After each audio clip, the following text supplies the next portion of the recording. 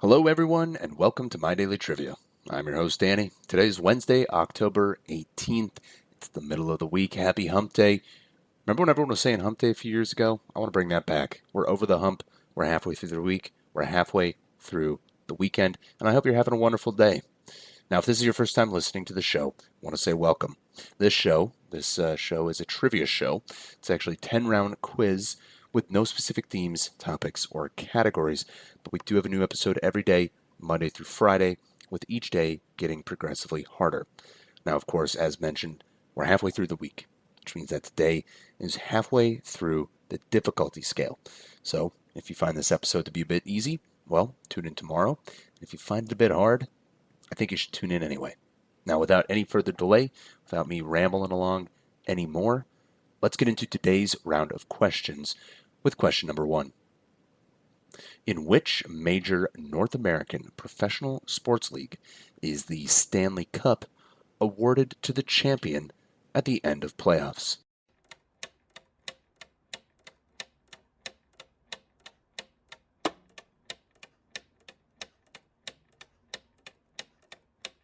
Now, the Stanley Cup, that's in hockey. That's the NHL. The Stanley Cup is the championship trophy awarded annually to the National Hockey League playoff champion.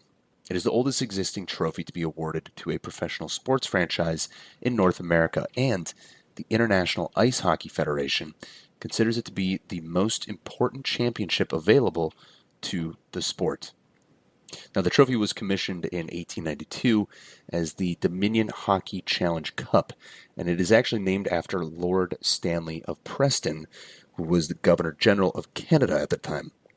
And he actually donated it as an award to Canada's top-ranking amateur ice hockey club.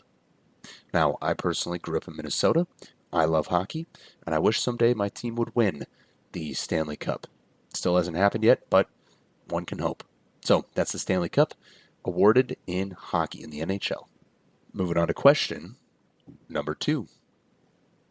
Which war took place between 1950 and 1953?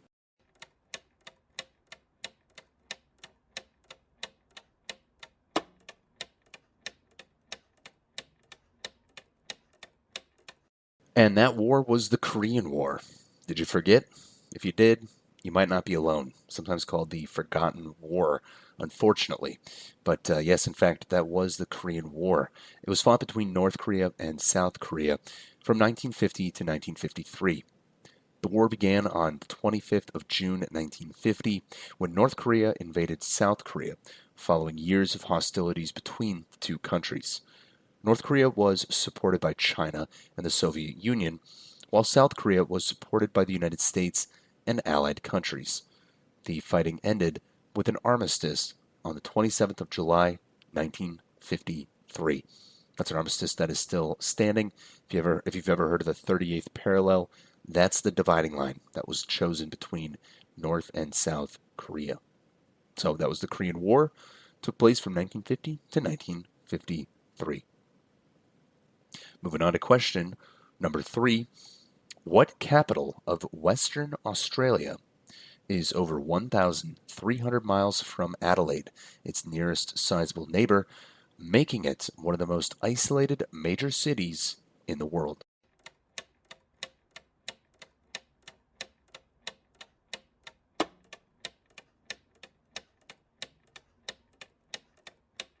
And that Australian city is, of course, Perth.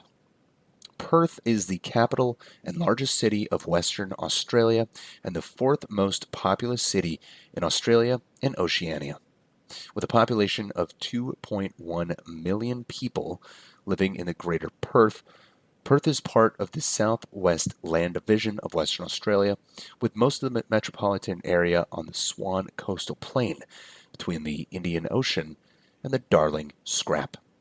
Shout out to all the Australians out there. Shout out to everyone in Perth. Shout out to Bon Scott, RIP. I think he's buried in Perth, if I'm not mistaken. In any case, that's Perth, Western Australia, one of the most isolated major cities in the world.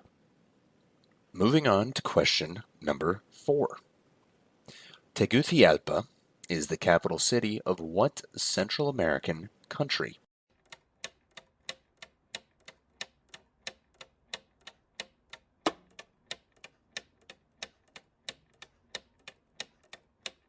And that country with the impossible to pronounce city is Honduras.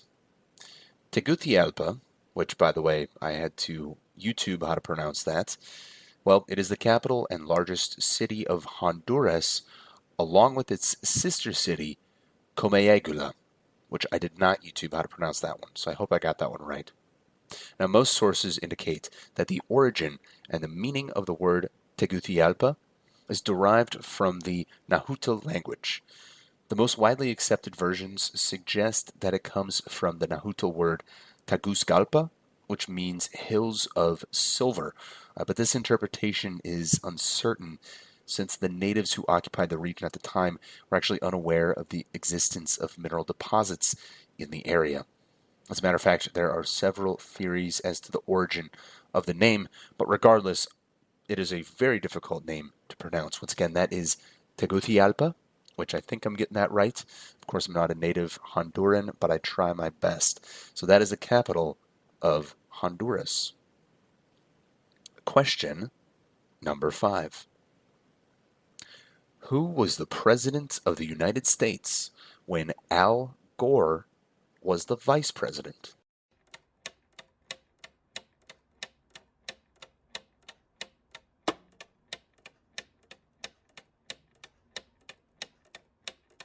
And that was Bill Clinton. Back in the 90s, Bill Clinton was the president when Al Gore was the vice. The vice presidency of Al Gore lasted from 1993 to 2001 during the Bill Clinton administration. Al Gore was the 45th vice president of the United States, being twice elected alongside Bill Clinton in 1992 and in 1996. Gore is considered to have been one of the most powerful and influential vice presidents in American history. So once again, when you think Bill Clinton, well, you get a vice president, and that guy was Al Gore. Speaking of presidents, let's move on to question number 6. Who are the 4 presidents featured on Mount Rushmore? You got to name all 4 of them. Ready? Go.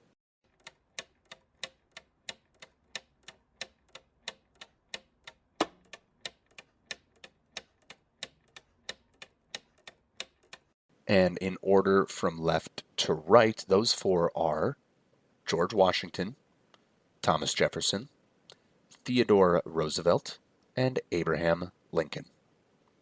The Mount Rushmore National Memorial is a national memorial centered on a colossal sculpture carved into the granite face of Mount Rushmore in the Black Hills near Keystone, South Dakota.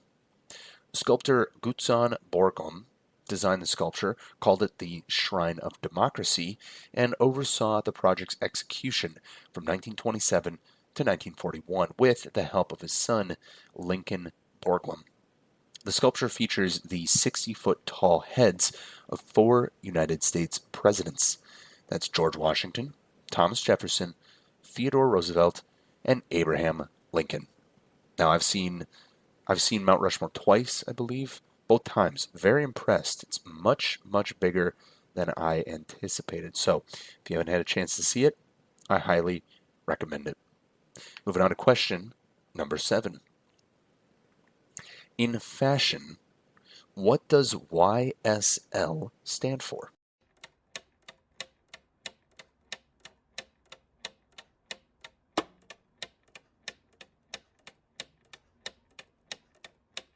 Now, I did not know the answer to this question, but apparently it's a French brand, and YSL stands for Yves Saint Laurent. Yves Saint Laurent, also known as Saint Laurent or simply YSL, is a French luxury fashion house founded in 1962 by Yves Saint Laurent and his partner Pierre Berger. The company specializes in haute couture, ready-to-wear, leather accessories, and footwear. Its cosmetic line, YSL Beauty, is owned by L'Oreal. So, next time you're maybe walking down the street, you see YSL, maybe perhaps you have some YSL in your closet, just know that it stands for the founder. That founder's name was Yves Saint Laurent. Question number 8. What is the national flower of Wales?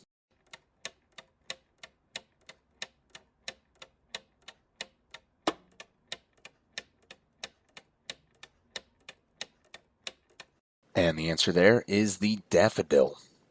The daffodil is the national flower of Wales and is often worn on St. David's Day on the 1st of March in Wales.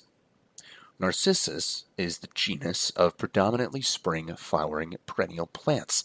Various common names include daffodil, of course, and then there's Narcissus jonquille. They're all used to describe some member of that genus. Now, I personally am not a flower guy. If you asked me to name 10 different types of flowers, I probably couldn't even get half. So this is not a good question for me, but nonetheless, I'm sure there's some people out there that know Wales enough to know that the national flower of the country is the daffodil. Moving on to question number 9. What is the term for the dance that honeybees perform to communicate the location of food sources to other members of their colony?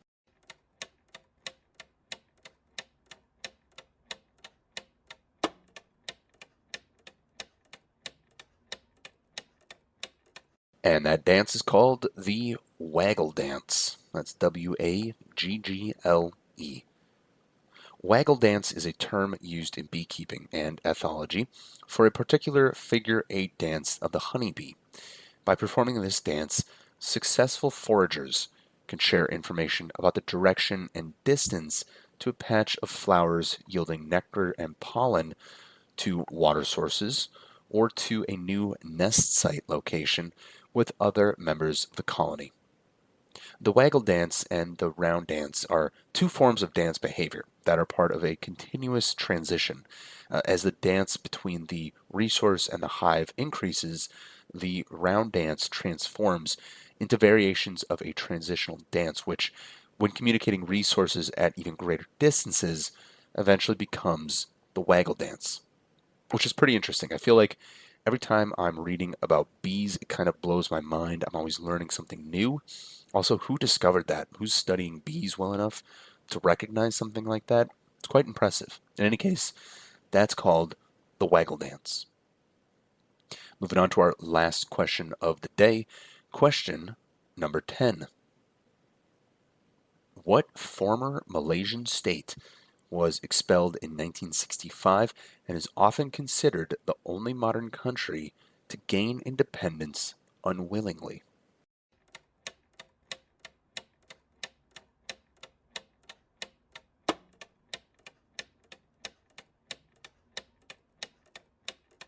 And that city-state nation was Singapore.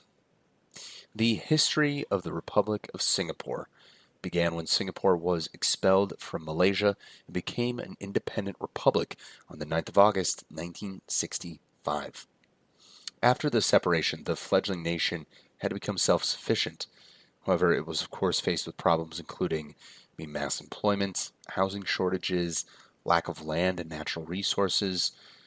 During Lee Kuan Yew's term as prime minister, which actually lasted from 1959 to 1990, full 31 years, his government eventually curbed unemployment, raised the standard of living, and implemented a large-scale public housing program. I was interested to learn a little bit more. I'd never heard of a state or nation gaining independence unwillingly. Kind of looked into it a little bit. Apparently, there was just a lot of distrust, a lot of issues between the island of Singapore and the government of Malaysia. So at some point, the Malaysian government just said, you know what, you're done, you're out, you're on your own. We want nothing to do with you. Ironic now because Singapore is so successful on the global scale, and I feel like Malaysia would probably want them back. That'd be kind of a nice addition to a country if you could pull in Singapore. But you can't. Singapore's on its own, independent now. And that will conclude this round of My Daily Trivia. As always, if you found this episode to be a bit too simple, I think you should tune in tomorrow. We're going to wrap it up a little bit on Thursday. Of course, if you found this episode to be a bit hard, I still think you should tune in tomorrow. You might have some fun. You might know the answer to some pretty difficult questions. I want to thank all of you again for listening to My Daily Trivia. I'm your host, Danny, and I will see all of you tomorrow.